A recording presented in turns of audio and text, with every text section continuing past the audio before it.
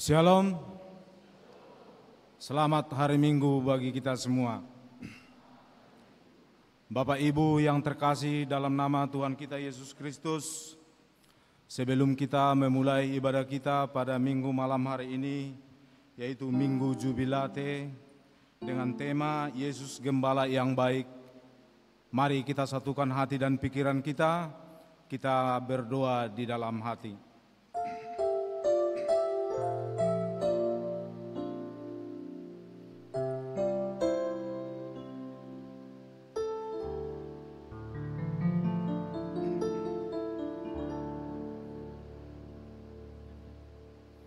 Amin. Kita angkat pujian, kita bernyanyi.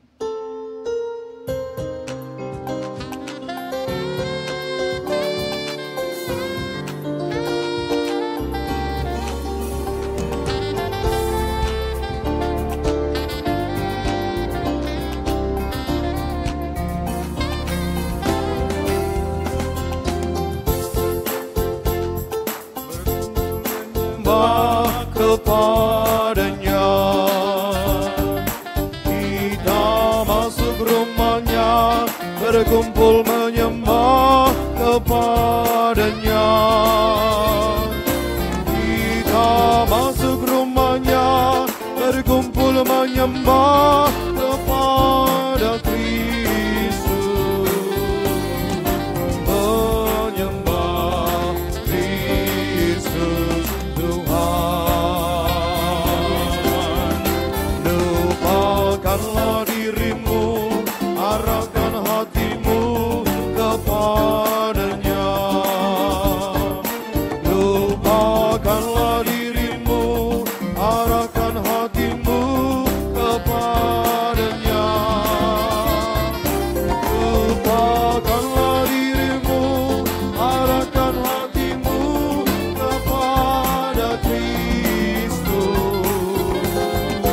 menyembah Kristus Tuhan. Muliakan namanya dan angkat tanganmu kepadanya. Muliakan namanya dan angkat tanganmu kepadanya. Muliakan namamu dan angkat tanganmu kepada Kristus, menyembah Kristus Tuhan.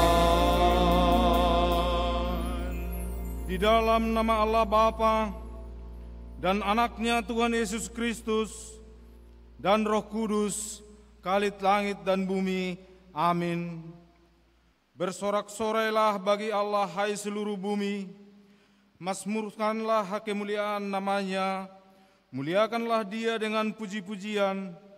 Katakanlah kepada Allah, betapa dahsyatnya segala pekerjaanmu, oleh sebab kekuatanmu yang besar, musuh-musuhmu tunduk menjilat kepadamu. Haleluya. Haleluya,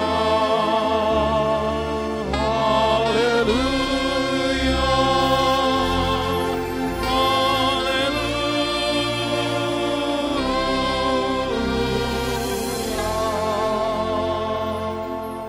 Kita berdoa. Ya Tuhan Allah yang Maha Kuasa, hanya karena kasih-Mu lah kami boleh berhimpun di hadapan-Mu untuk memuji dan menyembah Engkau. Engkau sendiri telah menjanjikan bahwa jika ada 2 atau 3 orang yang bersekutu di dalam nama-Mu, Engkau akan memberikan apa yang mereka minta. Ya Tuhan, dengarkanlah permohonan kami dan berikanlah kepada kami apa yang perlu bagi hidup kami. Terlebih lagi, berilah kami pengetahuan tentang kebenaran-Mu dan hidup kekal di dalam Anak-Mu, Yesus Kristus Tuhan kami. Amin. Jemaat kami persilakan duduk. Untuk menyambut pembacaan firman Tuhan, kita angkat pujian, kita bernyanyi.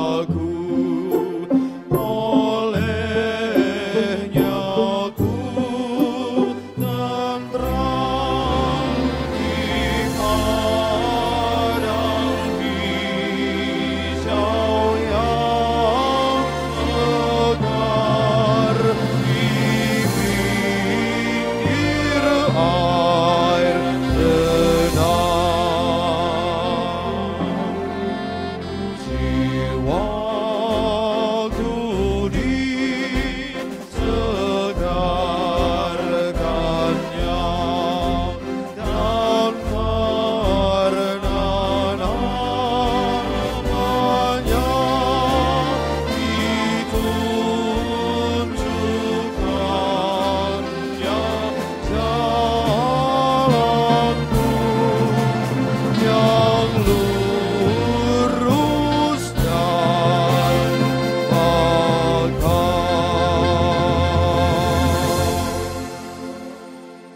Marilah kita mendengarkan firman Tuhan sebagai pendahuluan khotbah pada minggu kita di malam hari ini yang tertulis di Mazmur 23 dimulai dari ayat 1 sampai ayat yang ke-6. Seperti biasa kita baca secara bergantian, nanti di ayat yang terakhir kita baca bersama. Demikian firman Tuhan. Tuhan gembalaku yang baik. Mazmur Daud. Tuhan adalah gembalaku, takkan kekurangan aku. Ia memberikan aku padang yang berumput. Ia membimbing aku ke air yang tenang. Ia menyegarkan jiwaku, ia menuntun aku di jalan yang benar oleh karena namanya. Sekalipun aku berjalan dalam lembah kekelaman, aku tidak takut bahaya, sebab Engkau besertaku. Gadamu dan tongkat, itulah yang menghibur aku. Engkau menyediakan hidangan bagiku di hadapan lawanku. Engkau mengurapi kepalaku dengan minyak, pialaku penuh melimpah. Kebajikan dan kemurahan belaka akan mengikuti aku seumur hidupku, dan aku akan diam dalam rumah Tuhan sepanjang masa. Sampai demikian pembacaan firman. Yang berbahagia ialah mereka yang mendengarkan firman Allah, memelihara serta melakukannya. Amin. Kita angkat pujian, kita bernyanyi.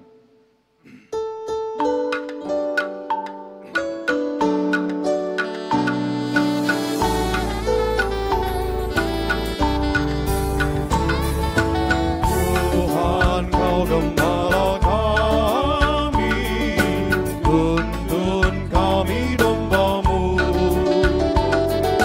Berilah kami menikmati hikmat pengorbanan-Mu. Tuhan Yesus Juru Selamat, kami ini milik-Mu. Tuhan Yesus Juru Selamat, kami ini milik-Mu. Kau pengawal yang setia, kawan hidup terdekat. Jauhkan kami dari dosa, panggil pulang yang sesat. Tuhan Yesus Juru Selamat, kami mohon beri berkat. Tuhan Yesus Juru Selamat, kami mohon beri berkat.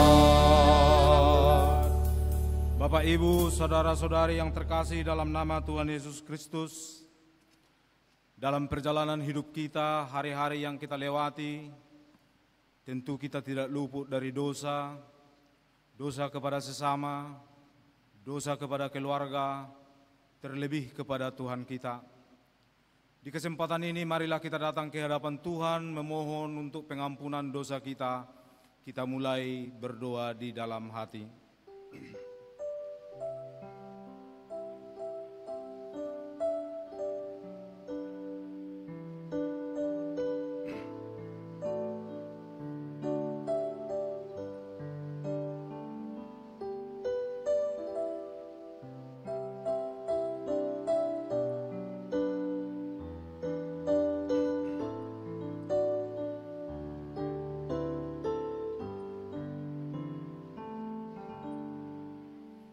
Bapa kami yang di surga, di dalam nama Yesus Kristus Tuhan kami, Engkaulah Tuhan yang Maha Kuasa, Khalid langit dan bumi, dan sumber segala kebenaran dan keadilan untuk menghakimi umat manusia. Kami datang bersembah sujud di hadapan-Mu untuk menyesali dosa dan pelanggaran kami terhadap hukum-Mu. Kami sering menuruti godaan iblis dan tabiat kami yang jahat. Sepantasnya lah kami menerima ganjaran sesuai dengan pelanggaran kami. Tetapi kami telah sadar dan akan kejahatan kami, sehingga kami datang ke hadapan-Mu untuk menyerahkan diri dan menyesali segala dosa kami. Tolong dan kasihanilah kami, ampunilah segala dosa dan pelanggaran kami.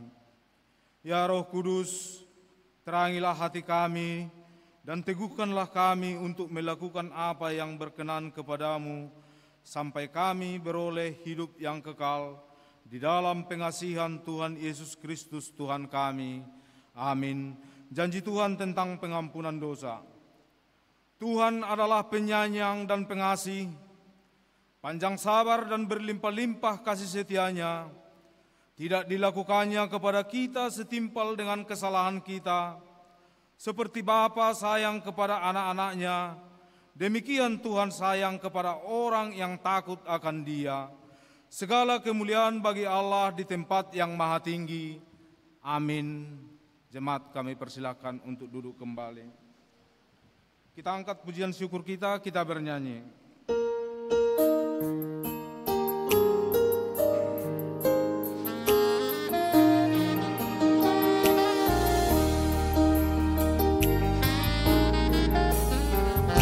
Perlukan juru selamat agar jangan ku sesat. Selalu harus ku rasakan bahwa Tuhanku dekat. Maka jiwaku tenang, akan takut dan enggan. Tuhanku membimbingku di malam pun terang. Ku perlukan juru selamat karena imanku lemah. Hiburannya menguatkan, sungguh tiada bandingnya. Maka jiwaku tenang, akan takut dan enggan.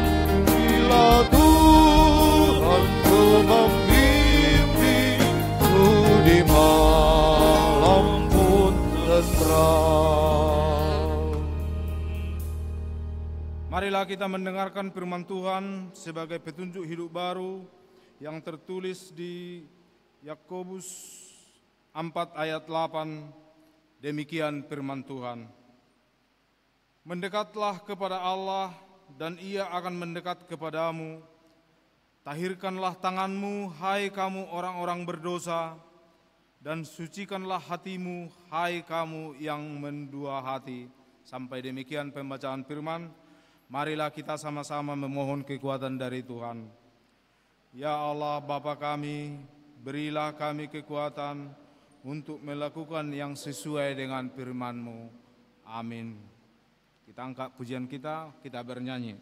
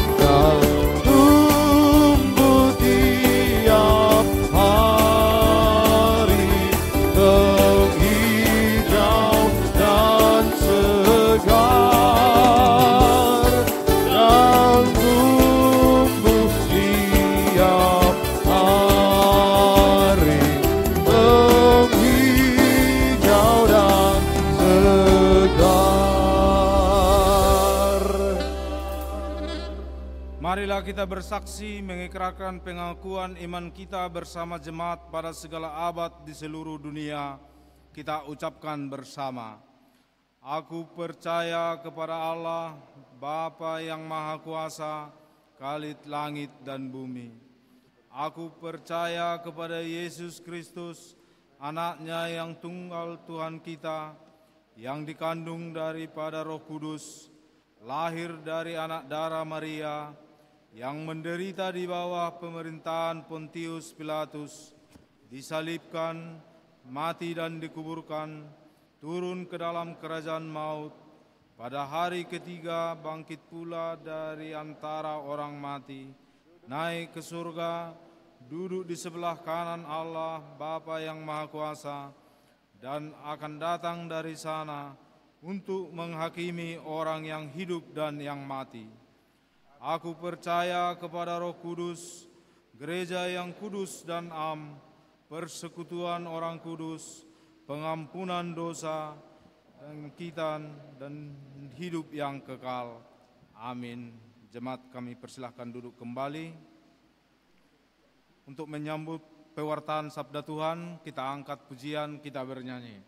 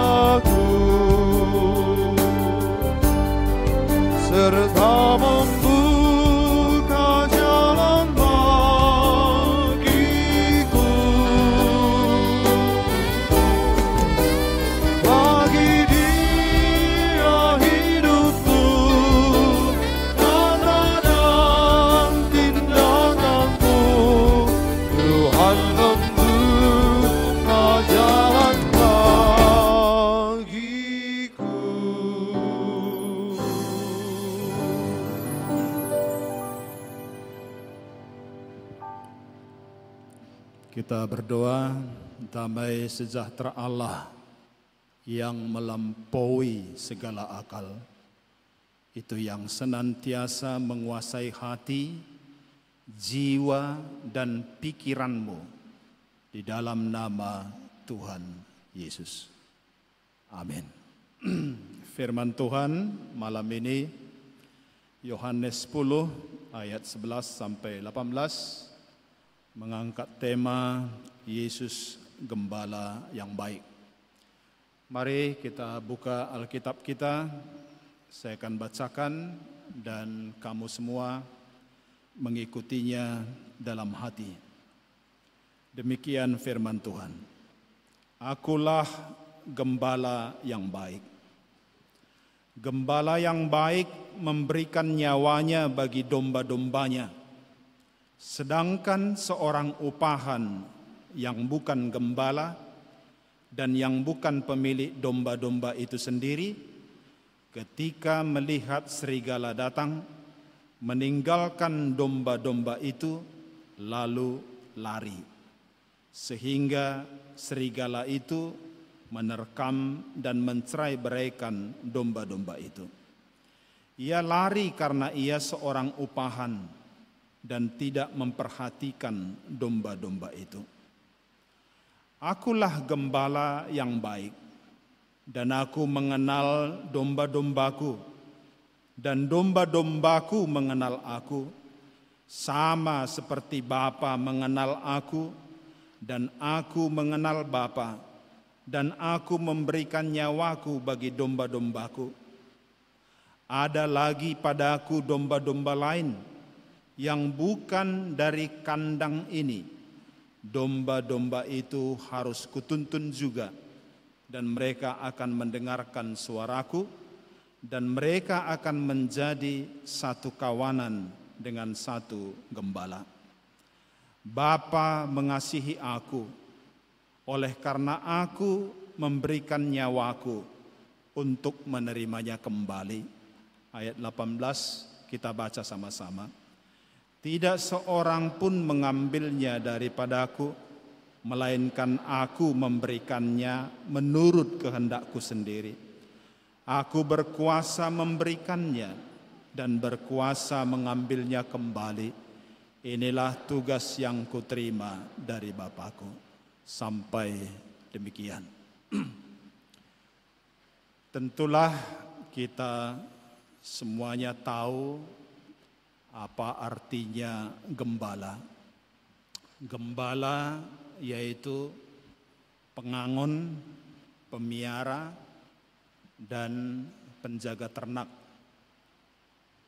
Tapi di Israel memiliki arti yang lebih dalam lagi.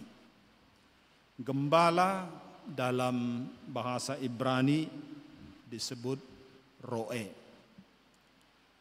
Pekerjaannya disebut ra'a, yaitu memberi makan kawanan domba, menuntun kawanan domba itu ke padang rumput, memimpin, membimbing, memerintah, dan melindungi kawanan domba tersebut. Jadi gembala selalu berhubungan dengan kawanan domba, bukan seekor dua ekor, tapi sekawanan. Dalam bahasa Yunani, gembala itu disebut poimen. Tugas-tugasnya disebut poimenika atau penggembalaan. Yang menarik adalah dalam bahasa Yunani, poimen itu juga diterjemahkan sebagai pendeta atau pemimpin umat, pemimpin agama. Orang yang pertama menggambarkan Allah sebagai gembala bukan Daud, tetapi Yakub, anak Ishak, anak Abraham. Kita tahu Yakub itu mengalami perubahan besar dalam hidupnya setelah dia mengalami konflik dengan Esau. Dia yang tadinya anak mama, setelah lari ke Haran, dia berubah menjadi seorang pengembala. Dalam profesinya dan tanggung jawabnya yang penuh sebagai seorang gembala terhadap domba-dombanya, lalu itu dibandingkannya dengan pengawalan dan campur tangan Tuhan atas dirinya. Maka akhirnya dia berkesimpulan bahwa Tuhan adalah gembalaku. Ungkapan itu diucapkannya pada saat dia memberkati anaknya Yusuf di Mesir.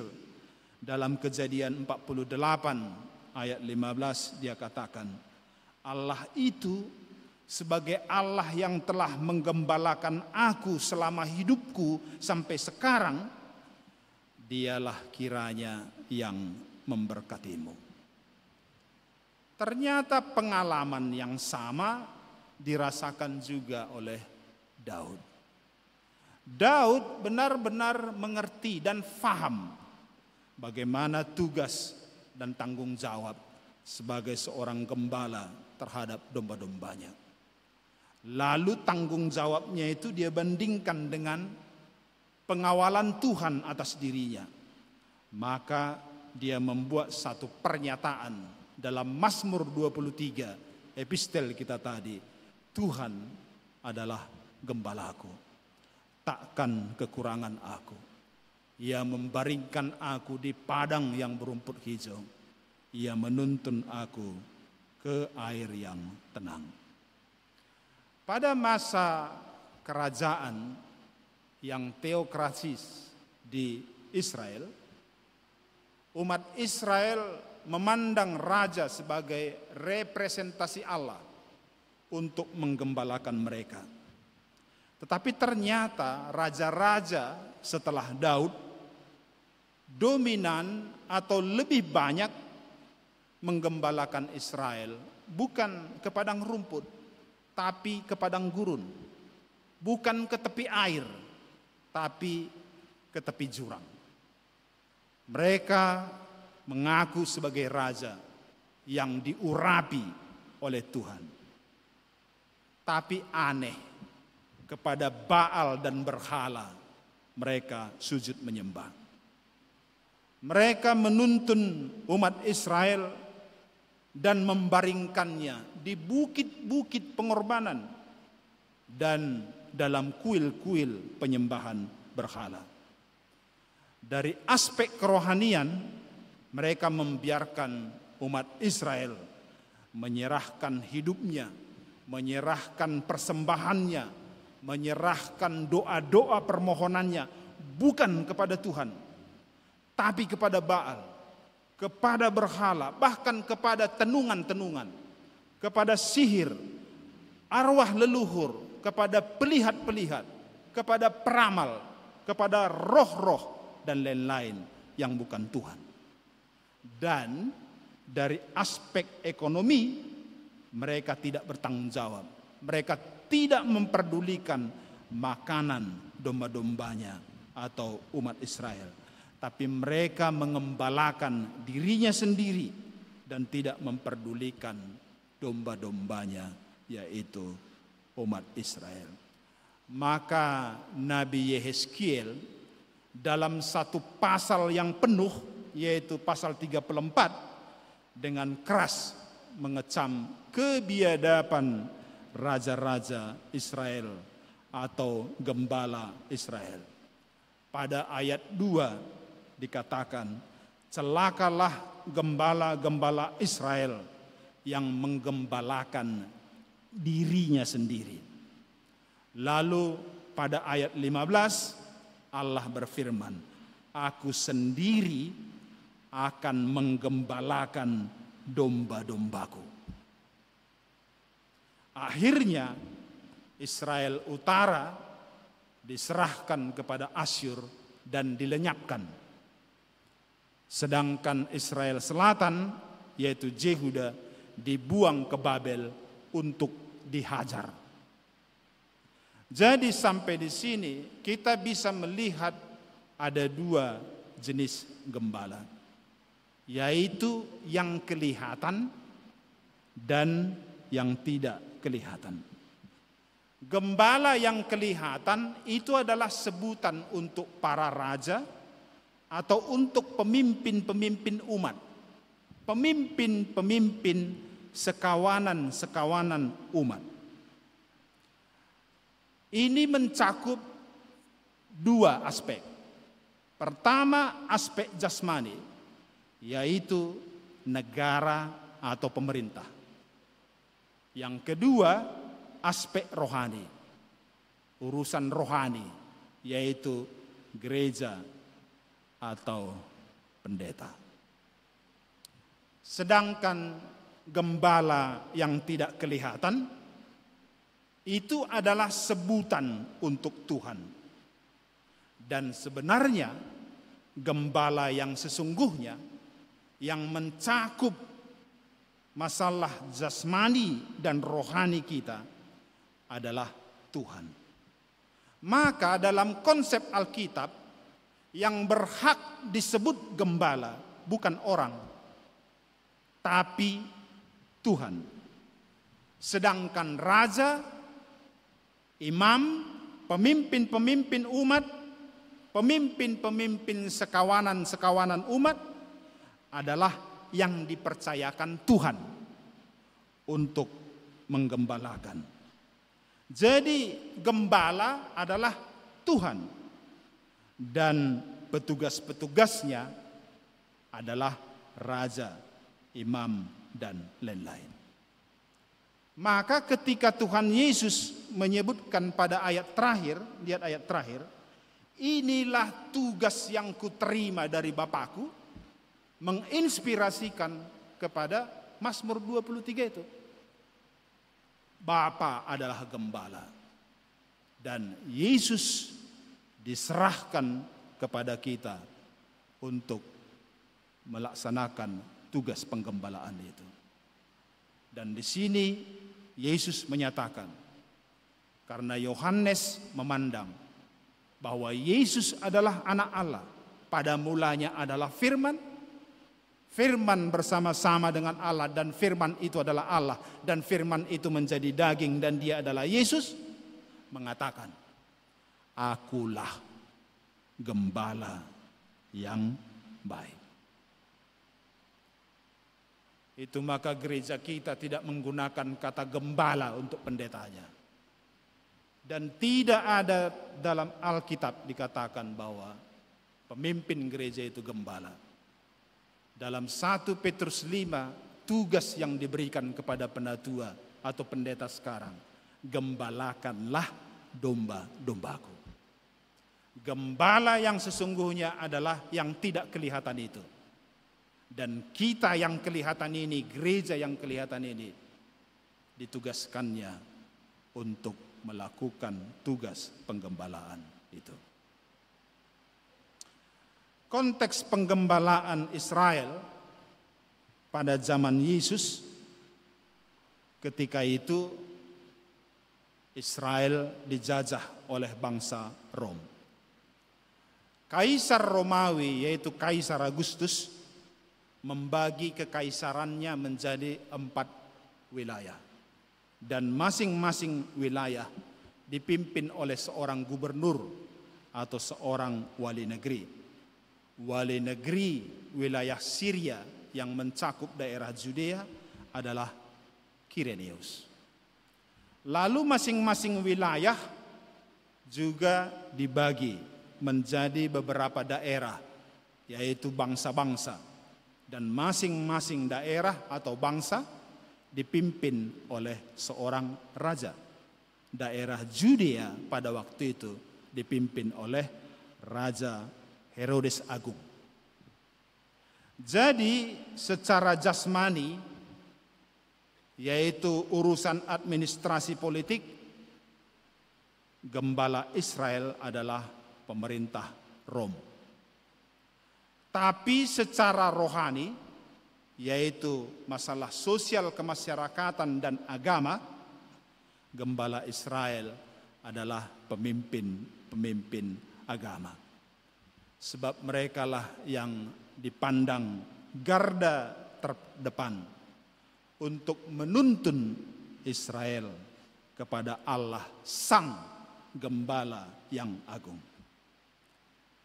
Pada zaman Yesus, dalam kondisi jasmani yang terjajah, ada banyak sekali yang tampil sebagai gembala atau sebagai pemimpin-pemimpin yang mempunyai kawanan-kawanan pengikut.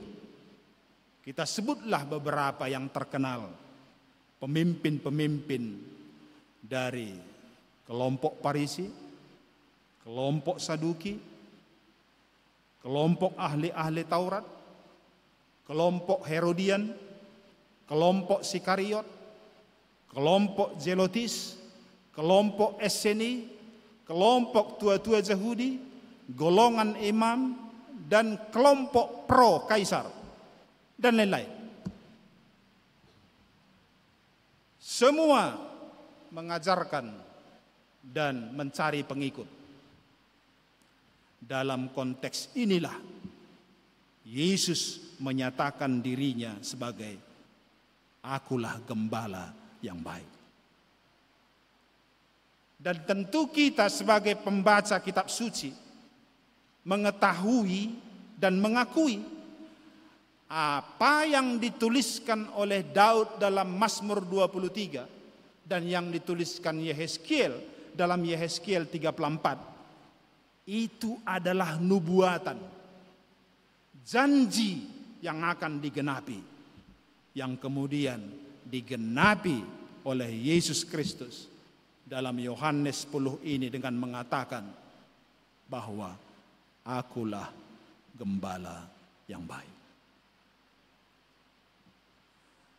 Dalam minggu jubilate ini, yaitu minggu perayaan akan keselamatan yang dari Tuhan, atau sorak-sorai kita karena Sang Penebus yaitu Yesus Kristus telah menyelamatkan kita. Dalam konteks ini Tuhan Yesus kembali mengatakan, akulah gembala yang baik. Bapak Ibu, saudara-saudari, belakangan ini di era medsos ini banyak sekali yang tampil mengaku sebagai gembala. Gembala-gembala yang hebat, yang bisa melakukan banyak mujizat dan lain-lain sebagainya. Tapi sebenarnya mereka adalah perampok, penyamun, dan pencuri. Ayat-ayat yang selalu mereka gadang-gadang adalah ayat-ayat berkat kelimpahan, ayat-ayat persepuluhan, dan ayat-ayat persembahan yang tidak lain tujuannya adalah untuk meraup uang dan kekayaan sebanyak-banyaknya.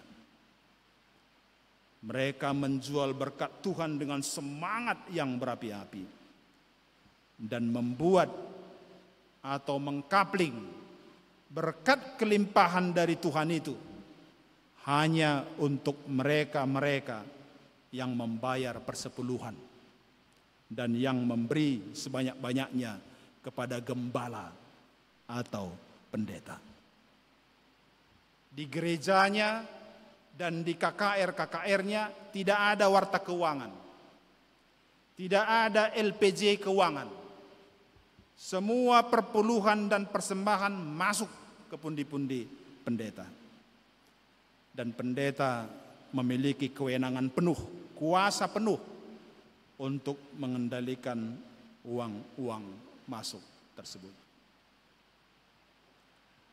Ajaran-ajaran perpuluhan yang seperti itulah yang sejak semula ditolak oleh gereja kita, GKPI.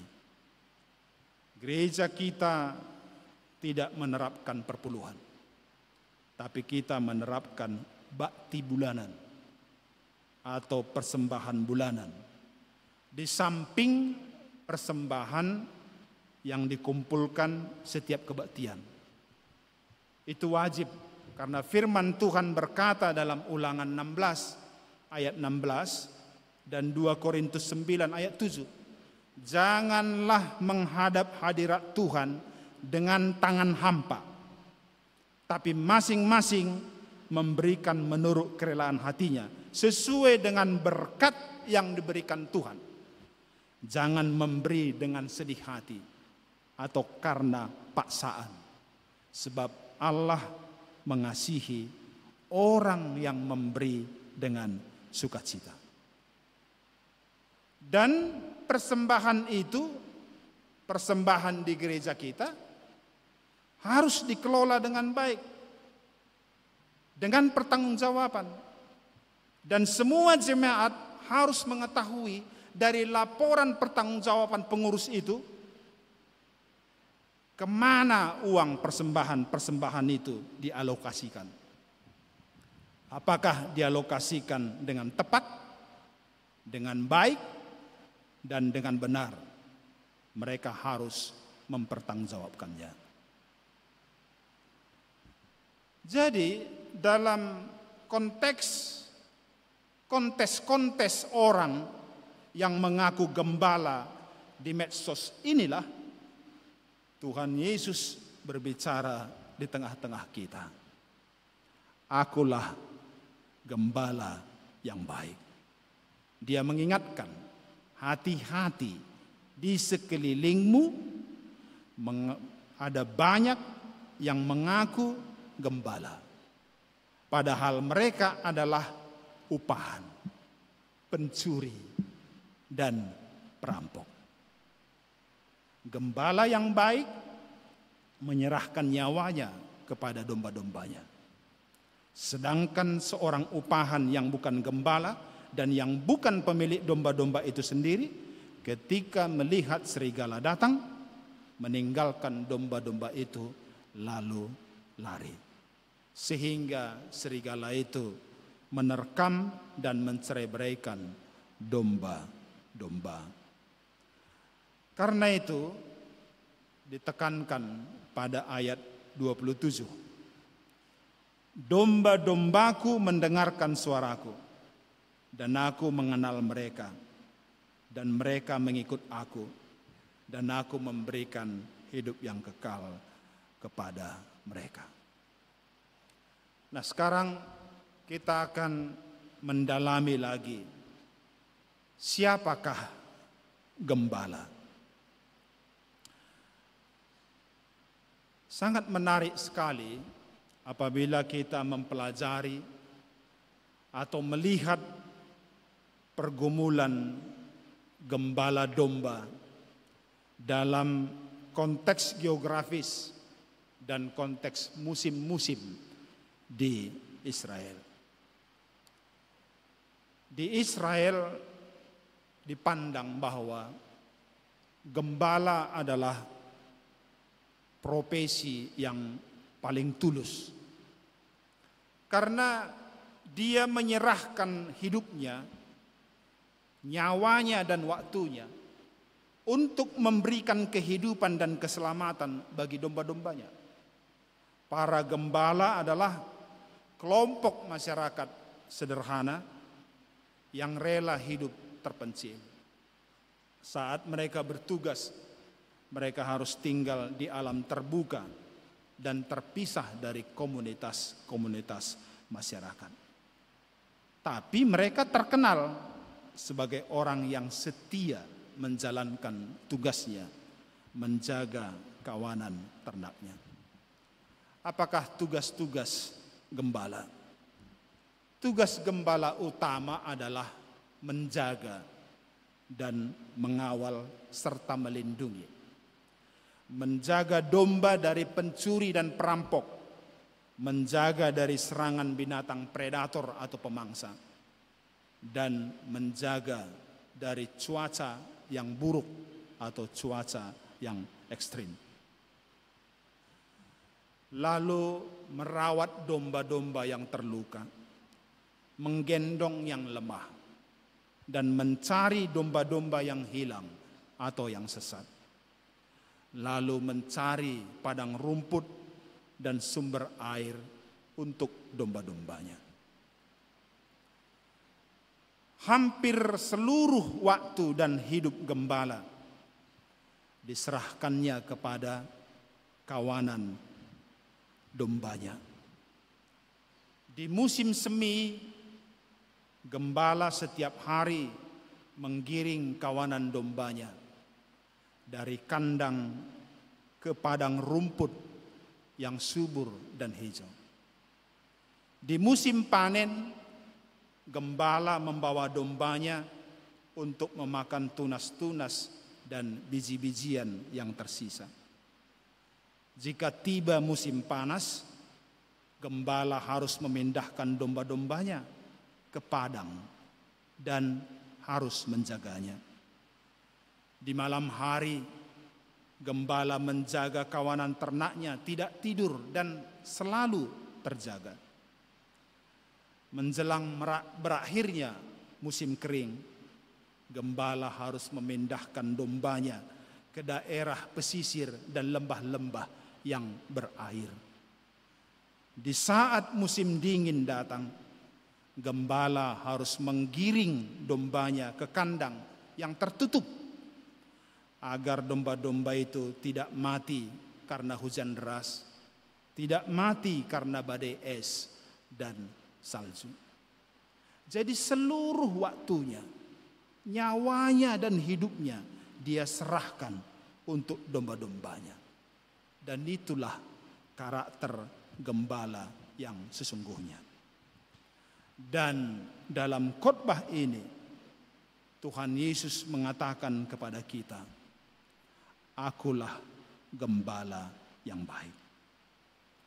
Tuhan Yesus tahu betul bagaimana tugas dan tanggung jawab sebagai seorang gembala. Dan dia bisa memenuhi semua tugas dan tanggung jawab itu tanpa bercacat. Dengan sempurna dia bisa memenuhinya semua.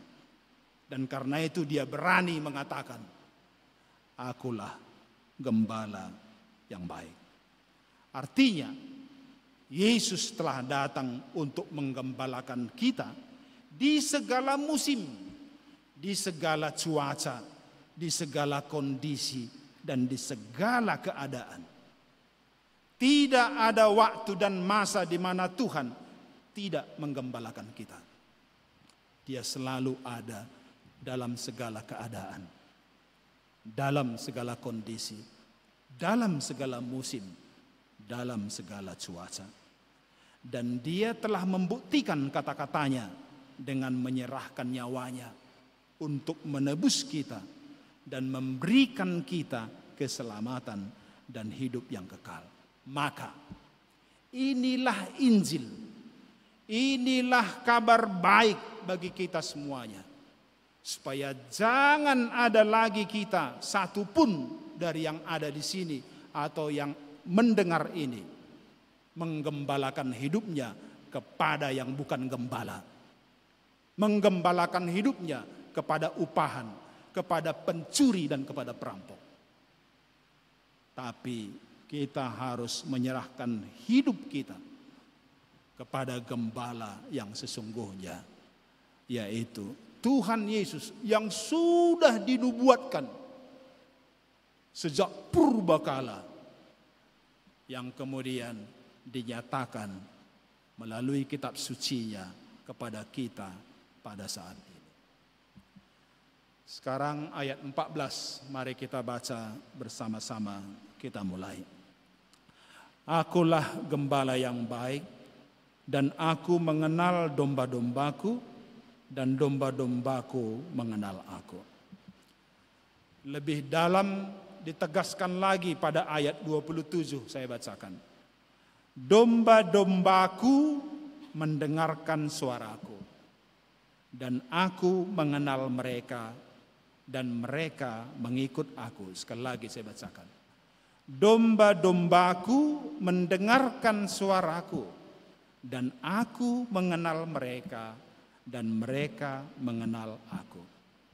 Yang jadi pertanyaan adalah, siapakah domba-domba Tuhan Yesus?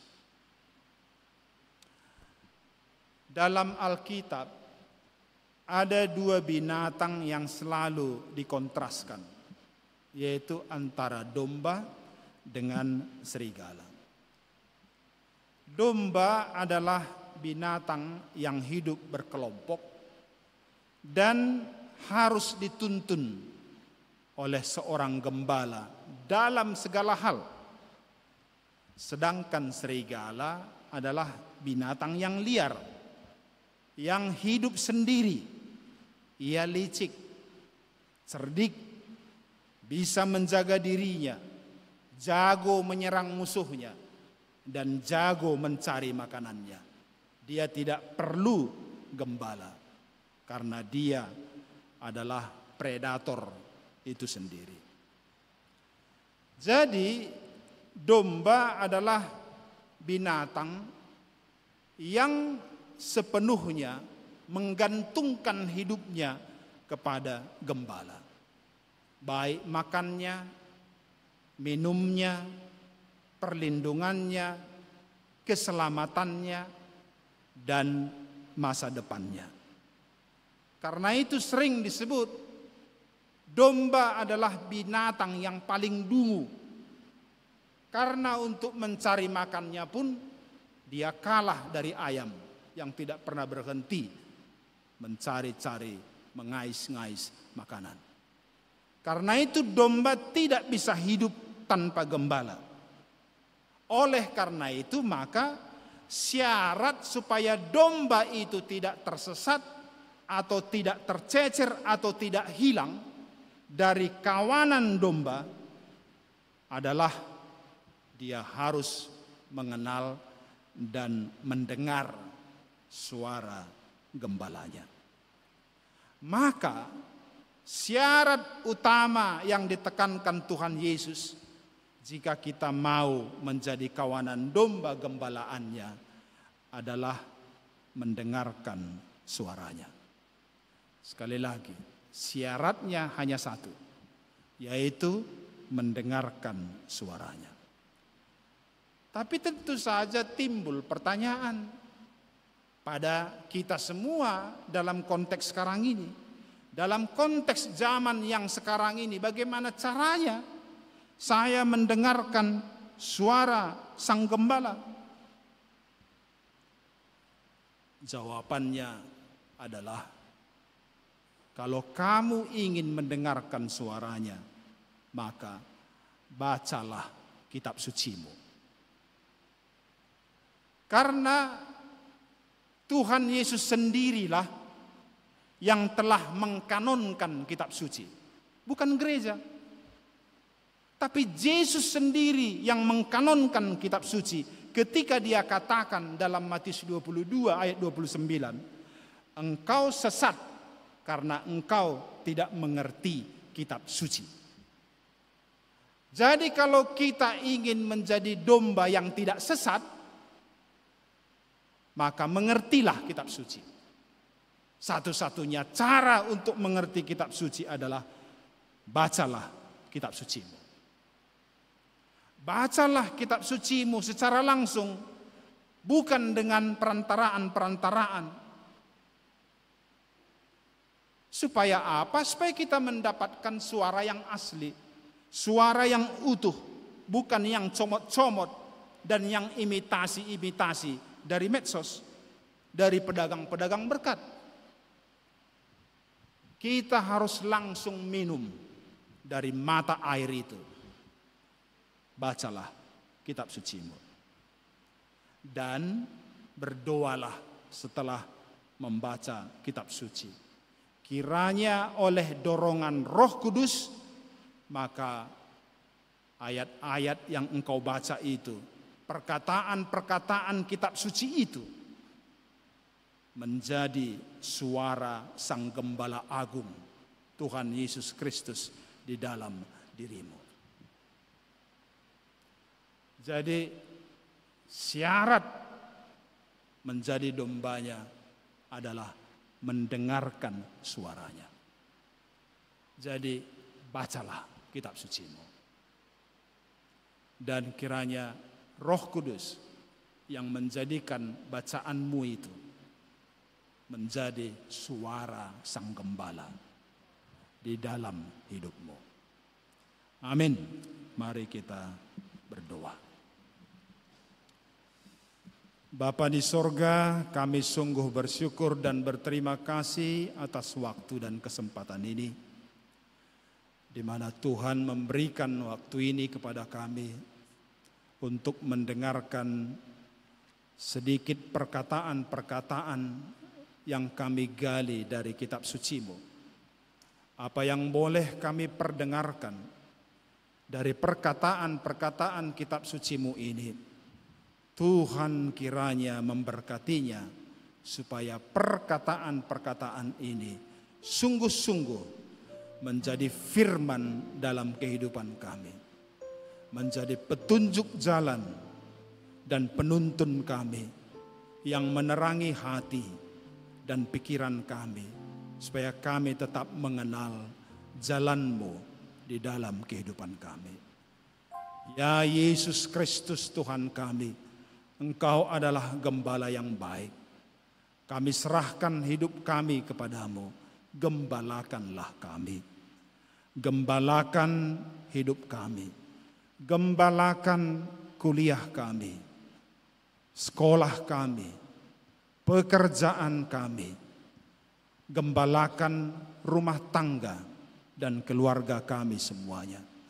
Gembalakan orang tua kami, ayah ibu, dan anak-anak kami serta cucu-cucu kami.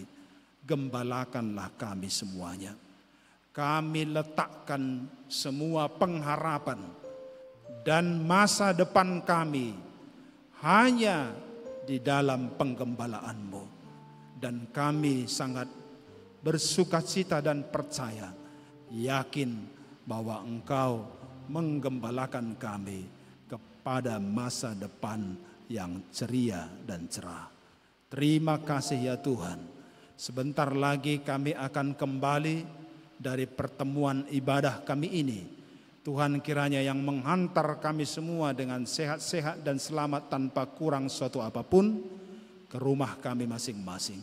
Dan Tuhan tolong kami untuk esok hari, hari yang baru, kami memulai seluruh aktivitas kami dalam penyertaan-Mu. Dalam nama Yesus Kristus kami berdoa dan berterima kasih kepadamu. Amin. Mari kita bernyanyi dari mata acara yang ke-13.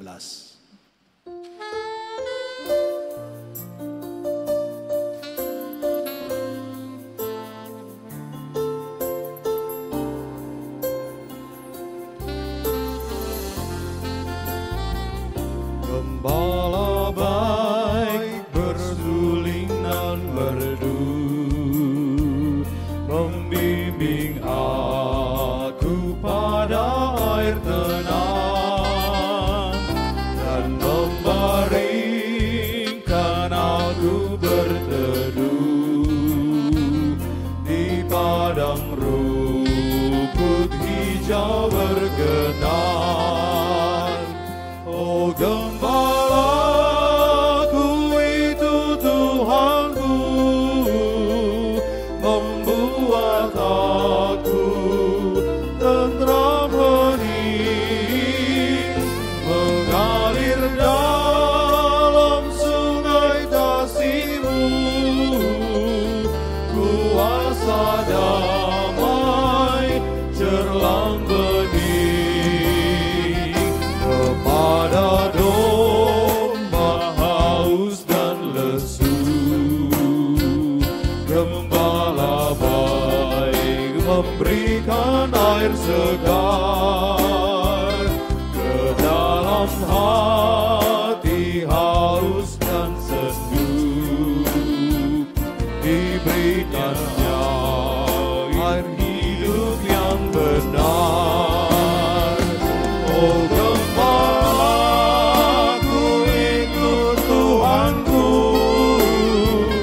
membuat aku tentram hening, mengalir dalam sungai kasih-Ku, kuasa damai cerlang bening.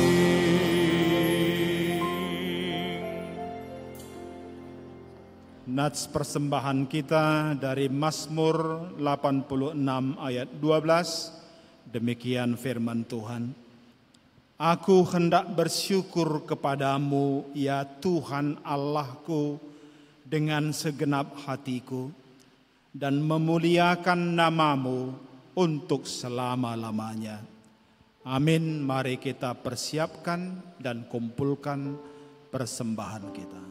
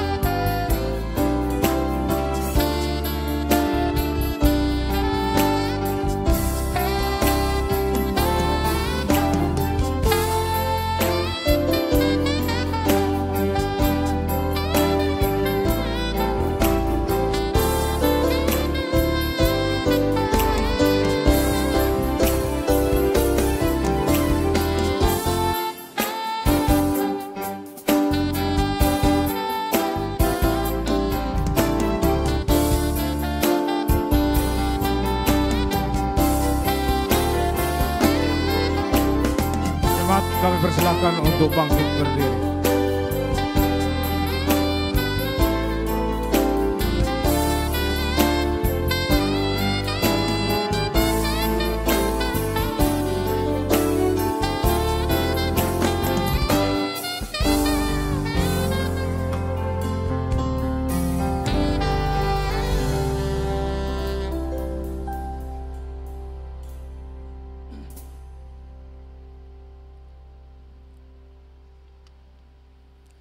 Sekarang marilah kita mendoakan persembahan kita. Kita berdoa. Ya Allah Bapa kami yang ada di sorga, di sini kami mengaku dengan setulus hati, Engkaulah sumber segala berkat dan karunia dalam hidup kami. Di sini kami mempersembahkan kurban syukur kami kepadamu. Terimalah ya Tuhan persembahan umat-Mu ini, dan berkatilah menjadi alat kesaksian, persekutuan dan pelayanan jemaat-Mu ini. Jadikanlah hidup kami persembahan yang berkenan kepadamu, dan pakailah hidup kami untuk turut menghadirkan tanda-tanda kerajaan-Mu di bumi, kasih, keadilan, damai sejahtera dan sukacita. Bukalah hati kami oleh Roh Kudus-Mu, agar kami senantiasa mengucapkan syukur kepadamu di dalam nama Yesus Kristus Tuhan kami. Amin. Arti hidupmu, bukan kau ungkapan syukur karena Kristus menebus berkorban bagimu. Dalam susah pun senang, dalam segala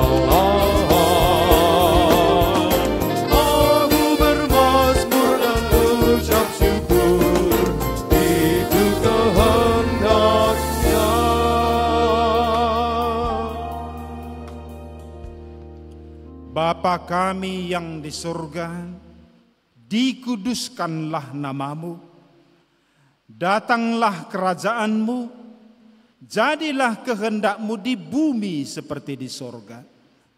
Berikanlah kami pada hari ini makanan kami yang secukupnya, dan ampunilah kami akan kesalahan kami, seperti kami juga mengampuni orang yang bersalah kepada kami. Dan janganlah membawa kami ke dalam pencobaan, tetapi lepaskanlah kami dari yang jahat. Karena Kau yang punya kerajaan dan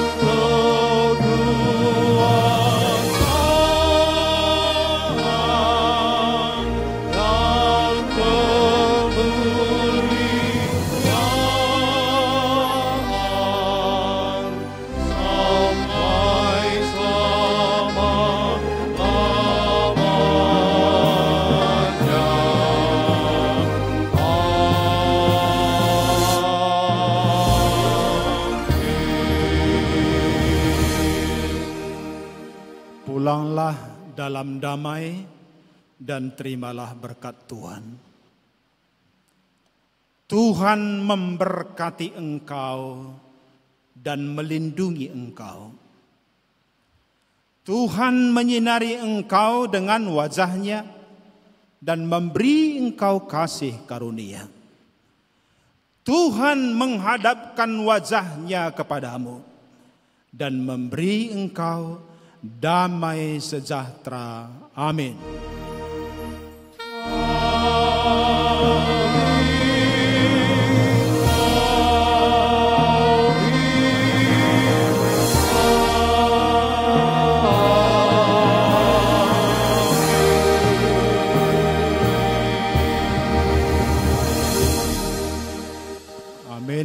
selamat malam, selamat hari Minggu, shalom untuk kita semuanya.